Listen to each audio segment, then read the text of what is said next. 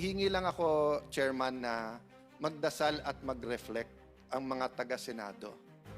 If this was the declaration of martial law, 50 years ago, etc., no? There were many issues then. It was a different time.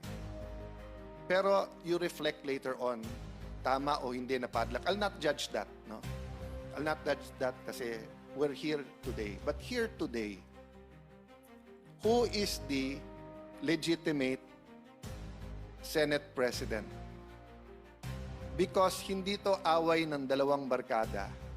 Ang lahat ng empleyado natin dito will have to decide on Monday.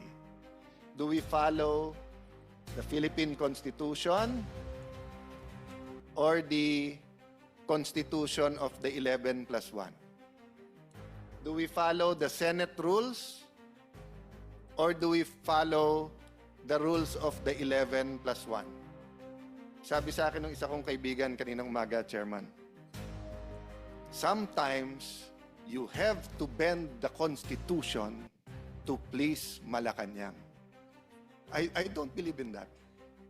Di ba? You can please Malacanang 1,000 ways, but don't bend the Philippine Constitution and our rules. And then, of course, as I said, iba-iba kami ng religion dito.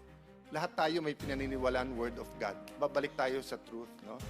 So, Mr. Chairman, I hope hindi tayo pigilan next week. And I have to apologize to you.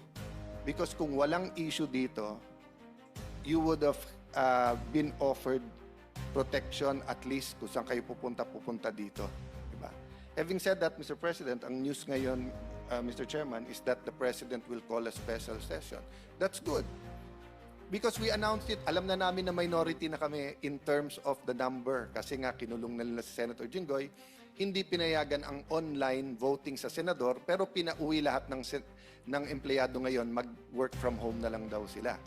So, alam namin, napapalitan nyo kami sa committee, pero hindi nyo mapapalitan ng President kung hindi 13. So, eto lang pakiusap ko sa Malacanang. Kumuha kayo ng isa pang senador para sa special session, bumaba na ako bilang Senate President para wala na tayong problema pare-pareho, pero para masunod yung konstitusyon. Kung pwede lang, Senator Amy, na bumaba ako today, Chairman, Senator Robin, gusto ko nang bumaba today as Senate President. Ang problema, I have a duty to the Filipino people and to the Philippine Constitution.